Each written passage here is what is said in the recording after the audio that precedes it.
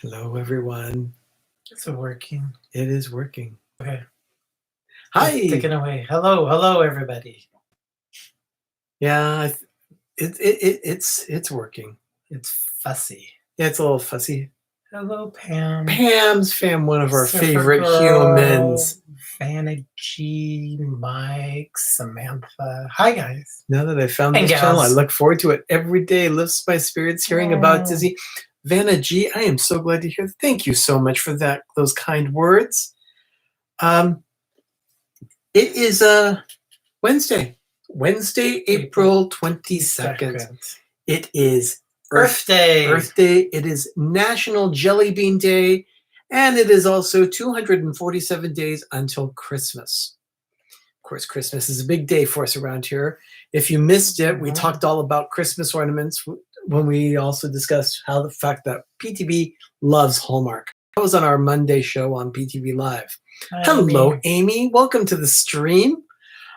We are just plugging along here. Doug's been busy working with his clients, and I have been putting together paperwork for my office. Mike Wheeler, I want my PTV. Yeah, so do we. How you doing? Hope you're doing well, Mike. Oh my goodness. April 22nd, 2020. It is hump day. That's it. Thank you, Mar. That's the word I was looking for. It was hump day. Sometimes it's Wednesday. It's Wednesday. I don't know days anymore. I mean, I have things that I have to do on specific days, but they're all they're just days. They're not. Happy Earth Day to you. Happy Earth Day to you. They're days. You know what? We don't have any jelly bellies in the house, do we? I have no jelly beans. Not a single one. Nothing. No jelly beans. It's National Jelly Bean Day, and we have nary a bean to enjoy. No jelly beans. So we have to correct that because I do like a couple of specific flavors of Jelly Bellies. Cherry, root beer. Hi, Surfer Girl 326. Sherry, I hope you're having a good day. And I believe this was her last day of chemotherapy. Wow. If I'm not mistaken, this is her last day, either today or this week. Sherry, correct me if I'm wrong, but congratulations. That is such fantastic news. Have you tried Russell Stover? Hi, Jonathan. Oh, tomorrow. Yeah, make sure you ring the bell. That's really good. Ring that bell. Let people know that you are done. Oh, fantastic. So, yeah, everyone send hearts toward Surfer Girl 326. The names everybody has, Surfer Girl. I think Steve calls her Supergirl. I like that too. Everybody has such creative names. Yeah, I do like that. Okay, let's go ahead and get started. It is time for the Daily Dose. Hello, Jonathan, and thank you so much. And Pam, yes, hugs and prayers, definitely. For Sherry, that's wonderful. Yeah, definitely.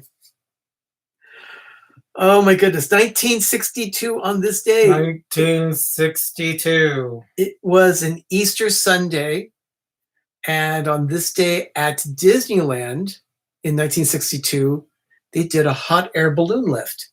Now, this is the same hot air balloon that was used in the movie Around the World in 80 Days. Oh. Pretty cool. But it left from the hub of Disneyland, and if you're not familiar with what the hub is, it's where the partner statue is at Magic Kingdom and Disneyland. So that's called the hub, and everything spokes up from there, just like a wheel. Walt designed the park so that it was easy to come in and out of the different places without getting too lost. Yeah. Because, again, this never really existed anywhere, so they were writing the rules as they went. And you saw other parks, and he liked it where there was this one conjoining area, and then everybody can go back to the main area. Yeah. It's really good. It's a creative idea. Oh, it was Lena that called you Supergirl this morning. Yeah, that was during that live stream because Lena changed her channel's name to Life with Lena. Life with Lena. Yeah, it kind of reminds me. Ben has his show tomorrow. He's dropping his show. Life with Ben will be his latest episode will be live tomorrow morning at 10 a.m. Eastern, 7 a.m. Pacific. So it's going to be a food challenge, but that's all he's saying about it. So be watching for that one. 1964. The World's Fair in New York officially opened. Officially. Yeah. Of course, not all the pavilions opened. One in particular was Illinois, which was not quite working fully. I'm sure they opened part of the pavilion, but Great Moments with Mr. Lincoln was not quite working yet. But well, they had to work with him. Technology that didn't exist there. Again, learning on the fly. Exactly. Yeah, Mar, you're right. Life with Lean is a lot easier to type than paper, scissors, and vacations. Oh my. Yeah. Yeah, and Steve's World does call her Supergirl. So cool. He was doing a Marvel stream. Cute. So there were 100 pavilions at the World's Fair, over 600 acres. That is a big area. RVing to Disney. Happy Earth Day to you as well. Thank you. Welcome to the stream today. Yeah, there were four of those 100 attractions were from Disney. The Ford, we still have them all to this day. Yeah, the Ford Pavilion did the Magic Skyway. There was the Pepsi Pavilion. They did It's a Small World. Yeah, It's a Small World with the Tower of the Four Winds, and it was all as a kind of a awareness to UNICEF. So that's why the theme of the children were there. Jeffrey Resendez, welcome in. Thank you so much for being here. Some 92,000 people visited that day. It was opening day. And even though it was rainy, that's a busy day.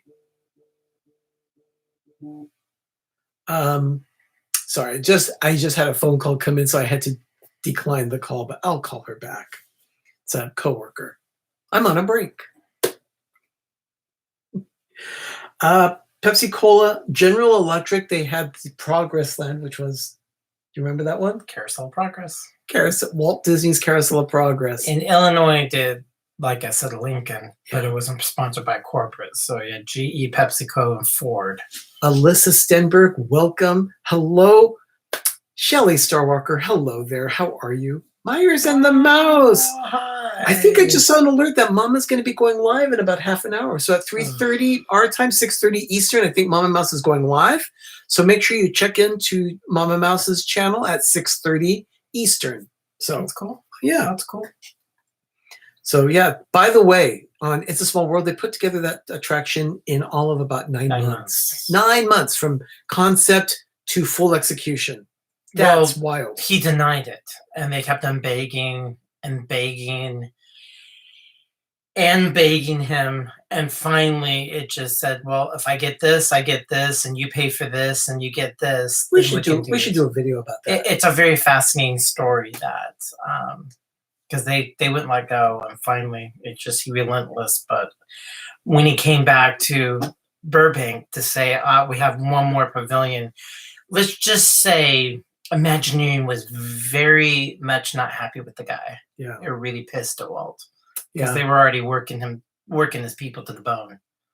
Well, they had 3 other projects already in the works, and they had to do a 4th. So the World's Fair in Walt Disney was like his grand thing. It was kind of interesting. Jonathan John, hello, Jonathan. Hello, Carlos. So welcome. Thank you, everyone. It's so nice to see everyone here. 1970. We all know. Yeah, 1970 on this day, Earth Day started. Now, Earth Day started out very small, but at that time, it was only 20 million people participating. Small, 20 million? That's a lot of people, but when you consider it's the entire Earth that's involved, you know, a lot more people are involved now with Earth Day because this is its 50th anniversary. And they were supposed to do some really big things, but obviously we can't leave. Yeah. So. But the thing is, what was common in our country at that time, leaded gas, V8 sedan engines, belching chimneys of industry, smoke and sludge everywhere. Air pollution was common and accepted.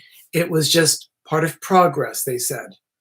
Rivers catching on fire. Yeah, and that's right. Yeah, Earth Day is only 50 years old. And the thing is that environment was not really even a word in our... You keep on shaking. Oh, I'm sorry about that, everyone. Yeah, it's kind of easy to lounge. It's shaky. No, we're not having an earthquake. The word environment was not really in our vocabulary either. It was just something you heard on the news. So... It's a big deal. It's a very big deal. Yeah. It's a Seems huge like deal. the Earth is not liking humans out and about because it's adapting very quickly. They're seeing jellyfish on the canals of Venice. Hello, Mouse Talk. It's hysterical. Yeah, they're seeing a lot of things happening with people not being around. They're seeing lots of stuff. Animals are walking around streets. They are seeing Yosemite is just full of wildlife because there's cameras around that they have for security. They're capturing amazing wildlife in Yosemite that it's just kind of doing its thing, and we're filming it. It's Hey, Noah, welcome in, and Walt, Mouse Talk, hello there. So another thing about the environment thing, the whole thing, is that the skies have been clearing up all over the world. our air pollution is factories are closed, so you know what? It's actually a direct correlation. People are seeing, wow, the skies are clear. Yeah. So we're having great air. Yeah. 1990, Mickey's Birthday Land closed at the Magic Kingdom in Florida.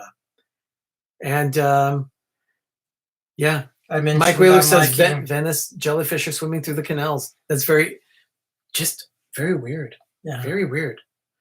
Mother Nature's taking back what's hers. Exactly, Jonathan.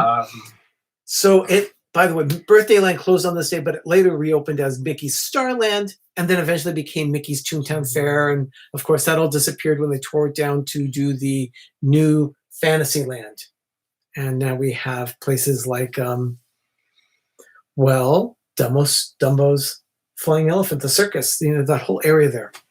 1991, they moved an oak tree across the property, 12 miles, so that it could become the focal point of the Port Orleans Resort. Okay, that's kind of silly, but interesting. Yeah, it was a centerpiece of an area called the Old Man Island Recreation Area at Port Orleans Riverside. I think that's pretty cool. I like how they can move plants around. Well, they can. They do. In California, they move palm trees around. Yeah, they do. 1995, the Empress Lily. That was a paddle boat there in downtown Disney. It closed on this day as it was called the Empress Lily. Now, it was named after Lily in Disney. So, Vizzo's Travel, welcome. Good to have you here. Thank you. But then it later reopened as Fulton's Crab Shack in 1996, and now it's another restaurant. That's the Crab Shack. The Crab House is gone. So not Fulton's Crab Shack, Fulton's Crab House. Sorry about that. Crab Shack is something out here, so something different. 1998. Now, we already saw Noah say this, but on this day, my second favorite park outside of Disneyland. My first is Epcot, but my second is Happy birthday to Animal Kingdom. Yeah, Animal Kingdom opened on this day. I love that park. Didn't have many attractions when it opened. I think it had It's Tough to Be a Bug. It had Countdown to Extinction. Had the river ride, Kilimanjaro Safari. The river ride, the boat ride, the safari, the rapids. And it had the rapids were not open. Kali River Rapids were not open yet. On not opening day? No, they had the boat ride that went around the canal. Well, that's it. They had Kilimanjaro Safari. They had the train. They had Countdown to Extinction. And It's Tough to Be a Bug was a show. So, attractions. They had 9 exhibits. They had 12 shows, 12 live entertainment shows, 11 stores, 8 food locations. Not much was open in this park. A lot of people considered it a half-day park when it opened. Yeah. And so they expanded as quickly as they could. I thought the rapids were part of opening day. It took them to early of 1999 to get Asia open. Yeah. Oh, Disney nerd herders, what's going on? Oh, you miss Disney so much. Yes. Yeah, we are all missing it. Well, I have a special connection with Animal Kingdom to this day. Well, yes, you do, Mike. Yeah, you do. It's an amazing park. It had, it was done beautifully. Again, not much. Yeah. That was the Eisner mantra. Let's not get much going on. But it's fully blooming after 25 years. The next year, in 1999, Sounds Dangerous opened at the Disney MGM Studios. That was the show that was with Drew Carey. earphones on and you heard all sorts of weird things and different sound effects. Oh yeah, Carlos, look at that. Disney Nerd Herders reached 1,000 subscribers. So did More Sunshine, Please. I'll be mentioning that in just a bit. My first trip, they were just finishing up Everest. Gosh, that's like 2004, 2005. Wow. Opened in 2006. Yeah. Yeah, Everest opened in 2006. I thought it was part of the 50th anniversary. It was kind of like the tail end of it. Yeah.